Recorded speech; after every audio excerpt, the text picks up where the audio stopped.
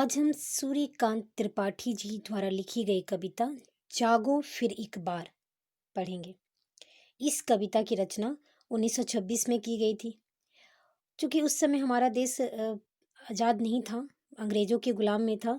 तो उस समय सूर्यकांत जी ने इस कविता को देश की जनता को उद्बोधित करने के लिए इस कविता का लेखन किया था।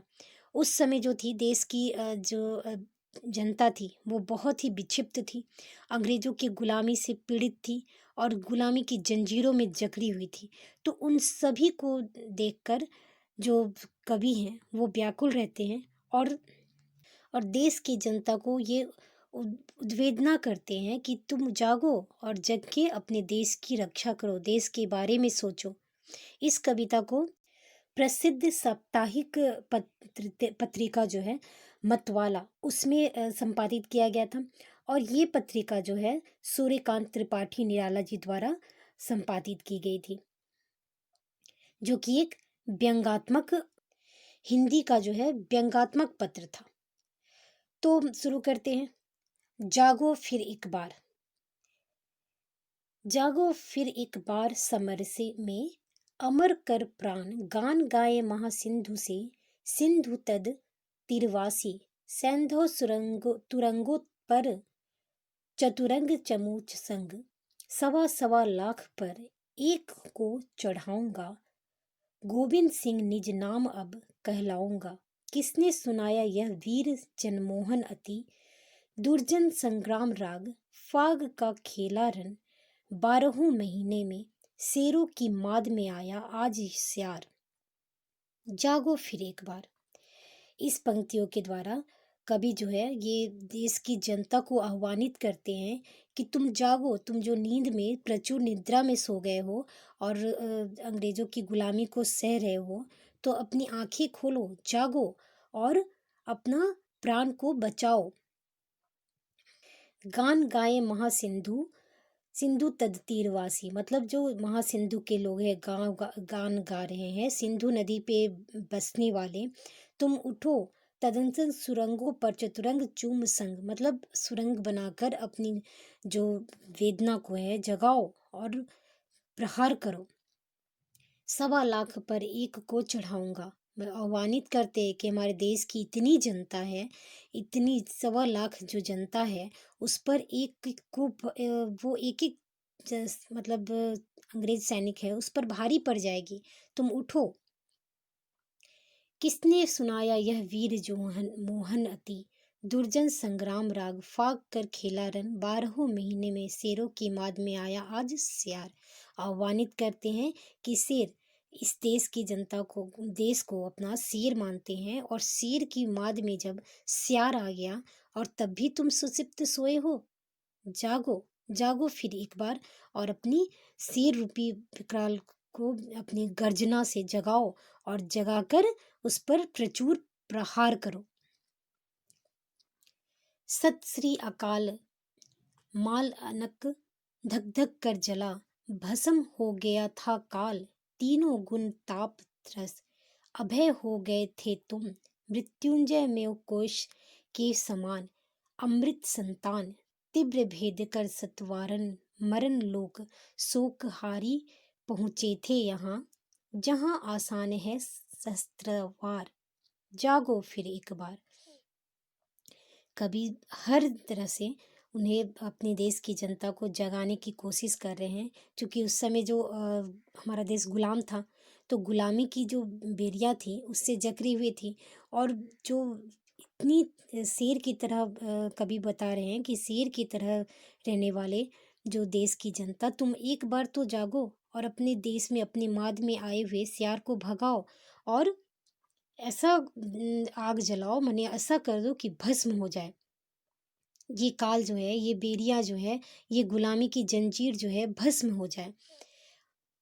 ठीक है।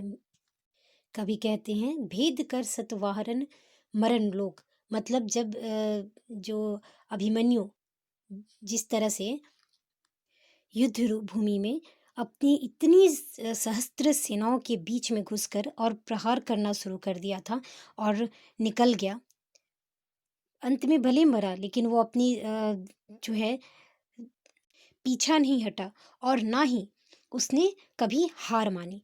तो उसी तरह वो कहते हैं कवि कि मृत्यु संतान तीव्र भेद कर सप्तरामावरण मरण लोक में शोकाहारी पहुंचे थे, जहां आसान है शस्त्रवार।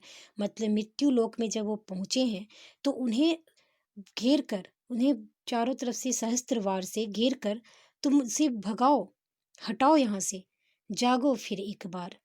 फिर कभी आह्वान करते हैं, सिंह की गोद में छीनता रे शिशु कौन, मौन भी क्या रहती यह रहते प्राण, हे रे अजान, एक मेष माता ही रहती है निर्मेष, दुर्बल वह छीनती संतान जब जन्म पर अपने अभिशप्त तप्त आंसू बहाती है। किंतु क्या योग्य जन जीता है, पश्चिम की उक्ति नहीं, गीता है गीता है, स्मरण करो बार बार, जागो फिर एक बार। कभी ये भी कहते हैं कि सिंह की गोद से, जैसे शेर के गोद से किसी बच्चे को कोई छीन सकता है, शेर जैसे खूंखार जानवर के बीच से उसके बच्चे को कोई छीन सकता है, तो फिर कैसे वे यहाँ से छीन के ले जाएगा। ठीक है, ये जो देश गुलाम बनाया है, तो इस शेर जैसे देश को पकड़ के क्या उसके बच्चे को कोई बेसहारा करके छोड़ के मार के जा सकता है, छीन के जा सकता है? नहीं। जिस तरह की माँ अपनी सभी जो मेष माता ही रहती है निर्मेष, जिसके पास माँ है, यदि है कोई भी माँ, यदि ये तो शेर की बातें की हैं, कभी माता की भी कहते हैं कि माता के हाथ से कोई इसके बच्चे को छीन के ले जा सकता है? मेष माता ही रहती है निर्मेष। ठीक है, छीनती संता तब जन्म जब अपनी अभिशप्त तप्त आंसू बहाती है।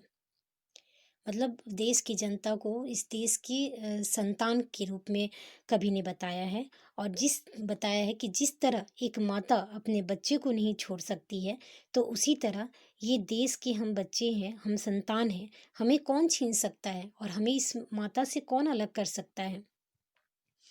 योग्य जन जीता है, पश्चिम की उक्ति सिंह, गीता है, मर स्मरण करो बार बार। मतलब पश्चिम की से जो उक्ति नहीं है, तो उस सब को याद करो, जैसे पिछले बातों को याद करो और फिर से तुम जागो, जागो फिर एक बार। पशु नहीं वीर तुम, मसर सूर क्रूर नहीं, काल चक्र में हो दबे, आज तुम राजकुंवर, समर सरताज, पर क्या है, सब माया है, माया है, मुक्त हो सदा ही तुम, बाधा विहीन बंद झंद करो जयो, डूबे आनंद में सच्चिदानंद रूप, महामंत्र ऋषियों का अणुओं परमाणुओं पर में फूका हुआ, तुम हो महान, तुम सदा हो महान, है नरेश्वर यह दीन भाव कायरता, काम परता ब्रह्म हो तुम, पदरज भर भी नहीं, पूरा यह विश्व मार, जागो फिर एक बार। कभी कहते हैं कि पशु नहीं तुम वीर हो, माने जानवर थोड़ी हो कि तुम्हें जो चाहे जैसे चाहे बांध के रख सकता है। तुम वीर हो, कायर मत बनो, सूरवीर की तरह कालचक्र में दबे हुए मत मतलब पशु की तरह दबे हुए मत रहो, बल्कि सूरवीर की तरह कालचक्र को भेद कर आगे बढ़ो, तुम राजकुंवर हो। ठीक है, इस सब तरह से क्या है, वे इस उस समय जब देश हमारा गुलाम था, तो उस समय जो परेशानी थी, जो क्रूरता अंग्रेज दिखा रहे थे, उस सब को भेदने की बात जो है कवि सब जनता से कह रहे हैं, और इसे उन्होंने अपनी कविता के रूप में अभिव्यक्त किया है। सब माया है, मुक्त हो सदा ही तुम, बाधा विधिन बंध छंद ज्यो, डूब डूबे आनंद में सच्चिदानंद रूप, महामंत्री ऋषियों का अणुओं परमाणुओं का फूका हुआ।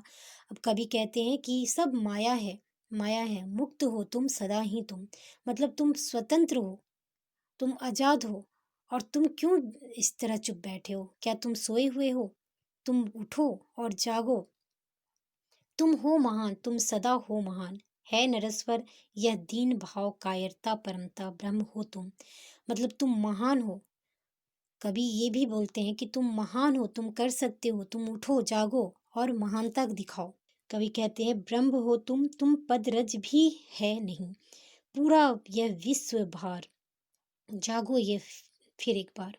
मतलब तुम अकेले नहीं हो, तुम सब हो और तुम ब्रह्म हो, तुम हर तरह से तुम आगे हो, इसलिए तुम जागो, सिर्फ सोए मत रहो, सो के तुम दब गए हो, तुम्हें जगना है और जग के आगे बढ़ना है। तो इस तरह से कवि ने पूरे कविता में जो है देश की जनता को आह्वानित किया है। ये उद्बोधन कविता है जिसमें कवि ने उद्बोधित किया है देश की जनता को इस गुलामी की बेड़ियों को छोड़ने के लिए, तोड़ भगाने के लिए।